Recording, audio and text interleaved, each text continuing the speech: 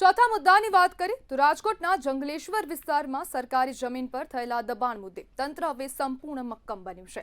અંદાજે 400 કરોડની સરકારી જમીન પર ઉભેલી 1358 મિલકતોને ડિમોલિશનની આખરી નોટિસ આપવામાં આવી। તંત્રએ સ્પષ્ટ કરી દીધું છે કે હવે કોઈ વધારાનો સમય આપવામાં આવશે નહીં અને ડિમોલિશન પ્રક્રિયા અનિવાર્ય છે। આ નિર્ણયની સામે સ્થાનિકોમાં ભારે અસંતોષ જોવા મળી રહ્યો છે। આશરે 15,000 જેટલા લોકો બેઘર થાય તેવી શક્યતા છે। સ્થાનિકોની વારે કોંગ્રેસે પણ સભા યોજી અને ભાજપના ખુદના કોર્પોરેટરે આ અન્યાય ગણાવી અવાજ ઉઠાવી અને સમય આપવાની સાથે વૈકલ્પિક આવાસ ફાળવવાની માંગ ઉઠાવી। પરંતુ સૌથી મોટો પ્રશ્ન એ છે કે જો આ જમીન પર દબાણ હતું તો છેલ્લા 40 વર્ષ સુધી તંત્ર શું કરી રહ્યું હતું? બાંધકામ શરૂ થતી વખતે તેને રોકવામાં કેમ ન આવ્યું?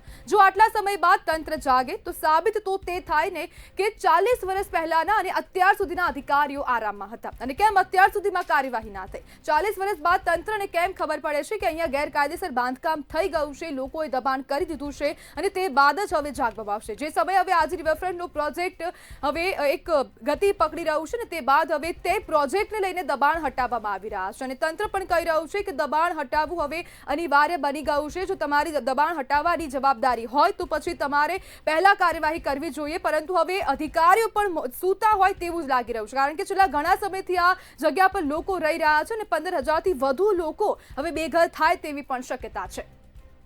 જ્યારે આગામી સમયમાં ડિમોલિશનની તારીખ નક્કી કરાશે અને કલેક્ટરનું સ્પષ્ટ શબ્દોમાં કહેવું છે કે હવે વધારાનો સમય આપવામાં નહીં આવે। આજ મુદ્દે ચર્ચા કરવા માટે આપણી સાથે સ્થાનિક જોડાઈ ગયા છે રાહુલ ડાંગર। રાહુલભાઈ, તંત્રે જગ્યા ખાલી કરવાની નોટિસ આપી છે, શું કહેશો? મેડમ, એમાં તો એવું છે કે તંત્ર એ આટલી લગી ક્યાં ગઈ હતી? 70 વર્ષ થયા, પેલું તો મારું કહેવાનું એ થાય છે, બરોબર?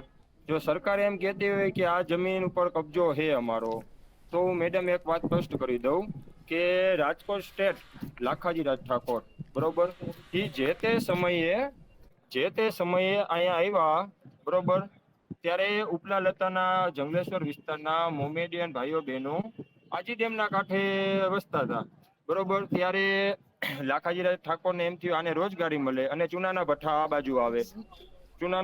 બાજુ આવે એના માટે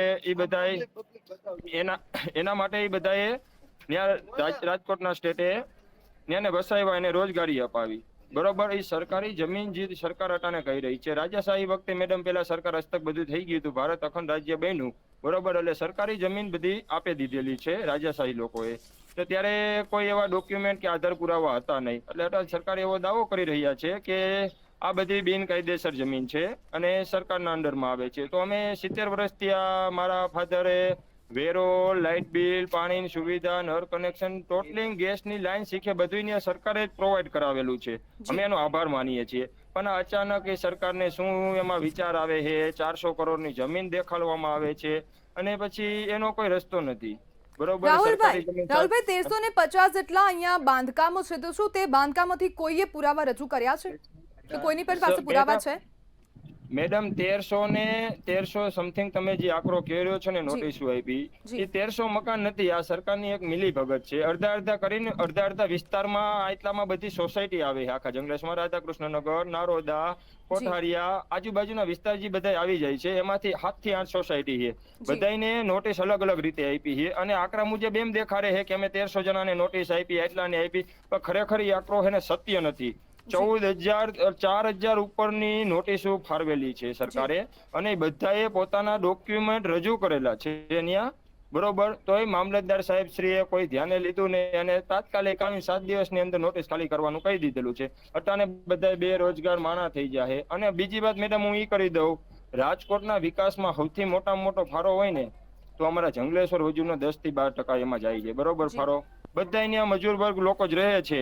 અને બીજી વાત અમારે સામા આટાણે એમ કે આજે રિવરફ્રન્ટ બનાવવાનો છે, આજે રિવરફ્રન્ટ માટે તમે બનાવો, અમને કોઈ ઇસ્યુ નથી, રાજકોટ ડેવલપ થાય અમે માની છીએ, પણ એ ખરેખર નદી આજી નદી હે જ નહીં, ખોખરદર નદી હે, સરકારશ્રીને ધ્યાને છે અને હાલના જે ધારાસભ્ય ઉદયભાઈ કાનગઢજી છે, બરોબર, અમારા મત વિસ્તારમાં મત માંગે એનું અટાનું જાહેરનામું છે કે મેં જ સરકારને કીધેલું છે કે અહીંયા આ વસ્તુ કોઈ પડે નહીં, આ ગેરકાયદેસર નથી અને આ રિવરફ્રન્ટમાં આવતી નથી, તો આટાના સરકારશ્રીને તાત્કાલિક કેમ બધું હુજે છે કે હું ખાલી કરી દઉં, અમે પડાવી લઈ મકાન નહીં?